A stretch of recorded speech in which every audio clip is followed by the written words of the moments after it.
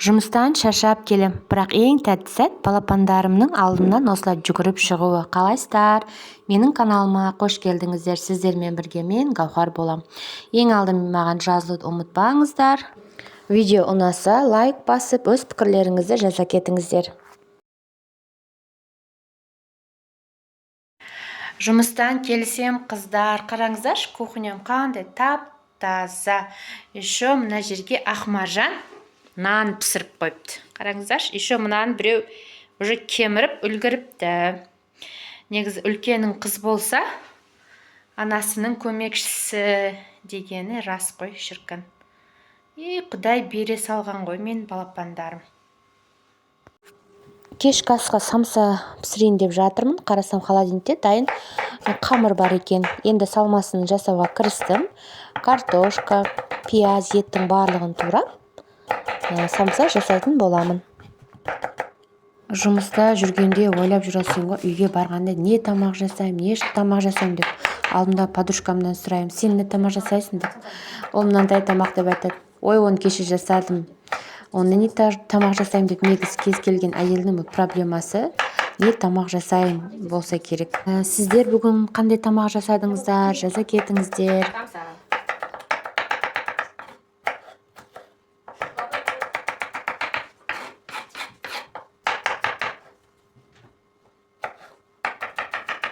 Ағас, неңді алып кел, кітабыңды.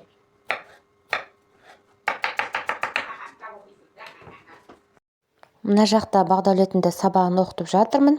Себебі мен таңертең жұмысқа кетіп қалам, Бағдаулет түс қайта оқиды. Сондықтан сабақтан қалай келеді, мен бірден сабағын оқытып тастаймын. Қадағалайтын адам болмай қалады. Сондықтан тамақты да пісіріп жатырмын. Мына жақта Бағдаулеттің сабақтарын қадағалап жатырмын. Бағдаулеттің ең жақсы көрген сабағы ол математика. Математикада есептер тез шығарып тастайды. Бірақ біз қазақ тілден кішкене қиналып жатырмыз, себебі жазуы кішкене қиналып жатырмыз жазудан. Былайша сабағы жақсы, үлгірімдерді жақсы. Самсаның қамырлары дайын болды. Осылай жайып, ішіне салмасын салып, жұмыртқаның сарыуызын жағып, 180 градуста самсаларымды пісіріп алатын боламын.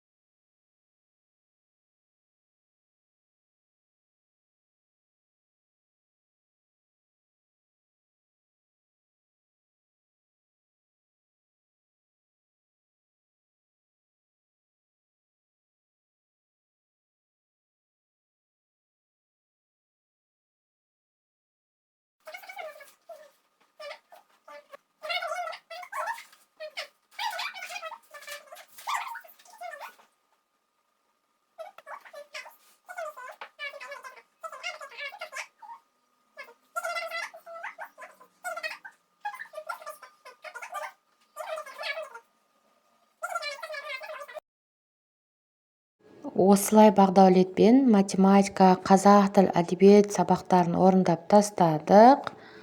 Шыны керек, Бағдаулетте шаршап кетті ғой, тез сабақтарын орындап, мультик көрем дейді. Соны бол тез сабақтарын орында, сосын мультик көресің деп, әрең сабақтарын орындап болдық.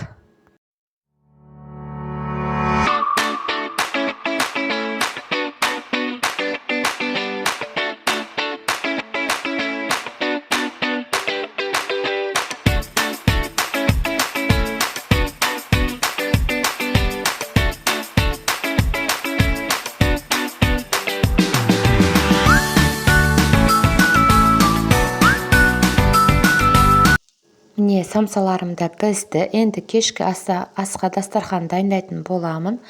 Балаларым да сабақтан келді, жолдасым да жұмыстан келді. Барлығымыз отырып, кешкі асымызды ішіп, әңгімелесіп отырамыз.